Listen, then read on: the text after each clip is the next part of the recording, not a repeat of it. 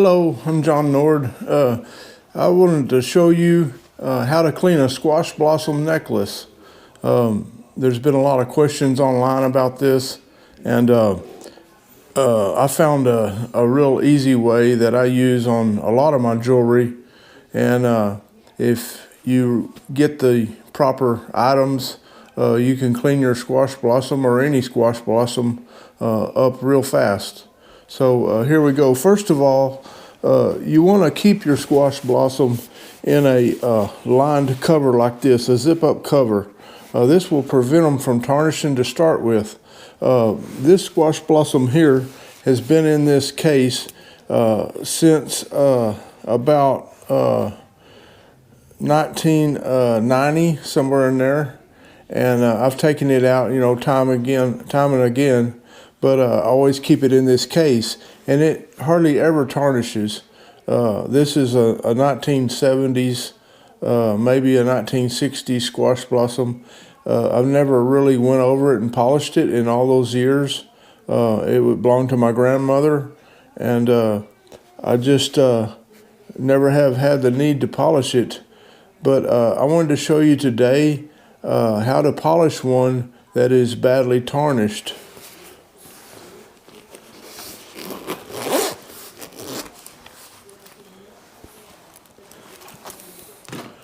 This is an all coral squash blossom, and it's a beautiful piece. Anyway, you can see it's patinaed just about right. I wouldn't want it really real shiny.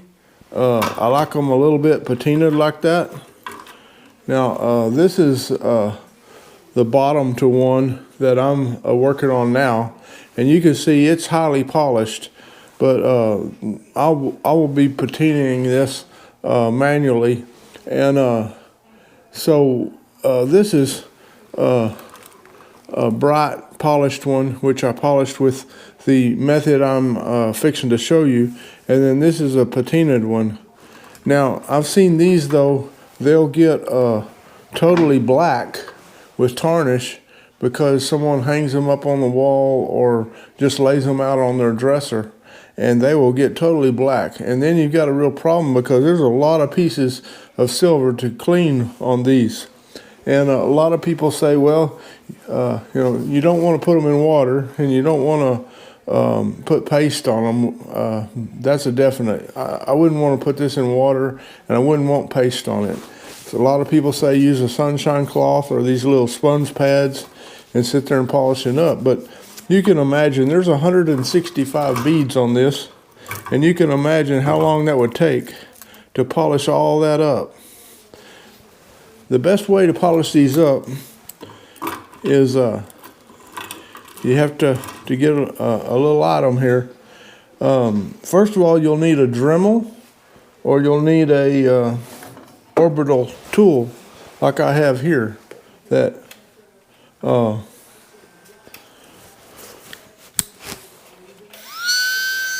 runs kind of like a dentist tool. But a Dremel, they're fairly cheap, and you can get one of those with an adjustable chuck on it, and you won't have any trouble running what I'm fixing to show you. Next thing you'll need to do, and I'm going to put the numbers to this in my description. You'll need an arbor. It's got a little screw that goes in it, and this is what fits into your Dremel or your orbital tool, like that. And to this, you would mount these little 7/8 inch Dedeco, I call them silicone wheels. They're Sunburst Radial Bristle wheels. And you put 2 of them on here and tighten them down. Now here's one that I've got fixed up. Some people put 3 on there. I like 2. I think that's all that I need. Once you have these silicone wheels on here, these will polish every bit of this up in a hurry. Yeah, it takes time. You got to go over each piece. But these work great. And you just put them in your Dremel or your orbital tool and turn it on. And you can sit here and polish these beads up real quick. And you can see how that polishes that up on the blossoms. This blossom's kind of tarnished. And you can go over it like this. And you want to hold on to it good.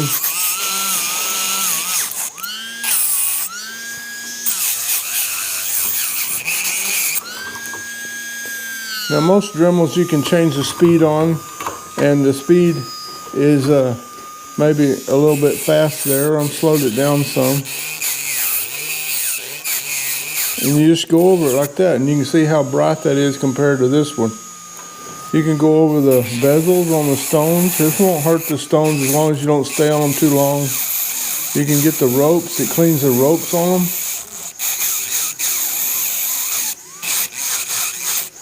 Anyway, I use a tan one.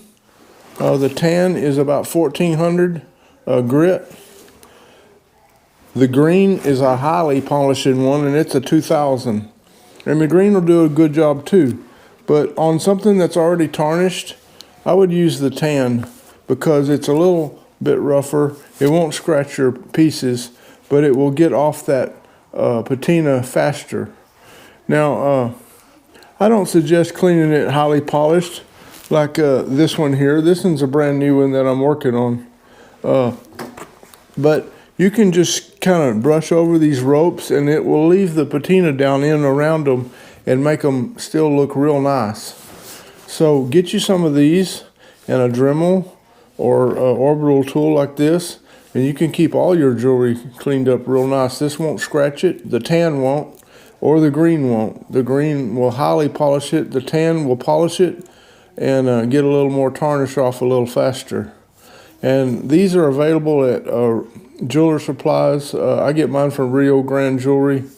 Anyway, that will take care of your squash blossom, and that's the best way to polish them. It's delicate, it won't hurt them, and you don't have to sit there for hours with a little cloth trying to polish everything up. Hey, I've got a lot of how-to videos online, and I appreciate you tuning in to them.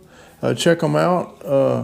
I love to have subscribers. I love to look at your likes and your comments, and I love to comment back. I try to get to those comments real fast, and I really appreciate you tuning in. Thanks a lot.